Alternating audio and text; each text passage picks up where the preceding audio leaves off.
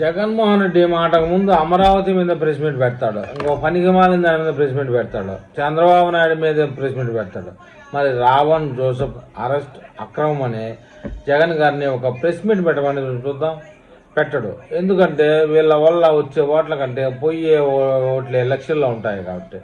అది అసలు లెక్క. మామూలుగా జడ శ్రవణ్, రావణ్, సునీల్ కుమార్ వీళ్ళు జగన్ కోసం ఎంతలా గుడ్డలు చించుకున్నా జగన్ నేతను బహిరంగంగా వీళ్ళను ఓన్ చేసుకోవడం అది అంతే. ఇది రాసి పెట్టుకోవాల్సిందే అందరికి. కానీ వీళ్ళ అతి వల్ల ఇటు పక్క హిందువుల కులాలను పక్కన పెట్టి మరీ పోలరైజ్ అవుతూ ఉన్నారు. బీజేపీ సిద్ధాంతాలకు అలవాటు పడుతూ ఉన్నారు.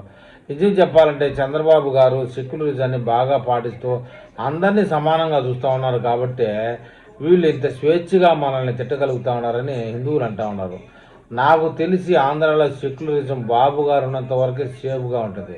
ఆ తర్వాత అంతా నార్త్ ఇండియా పాలిటిక్స్ తరహాలో దిబిడే. దానికి తగ్గట్టే పవన్ కళ్యాణ్ గారు కాషాయం కట్టి పెద్ద పెద్ద బొట్లు పెట్టుకుని ఇప్పటి నుంచే ఫుల్గా రెడీ అయిపోయారేమో అనుకుంటున్నా. ఎందుకంటే ఉత్తరప్రదేశ్లో యోగి ఆదిత్యనాథ్ లాగా మనకి ఇక్కడ పవన్ కళ్యాణ్ తయారైతే కానీ ఈ గొడవలు తగ్గవని నా అభిప్రాయం. మరి నా అభిప్రాయంతో మీరు ఏమైనా ఏకీభవిస్తారో కామెంట్ రూపంలో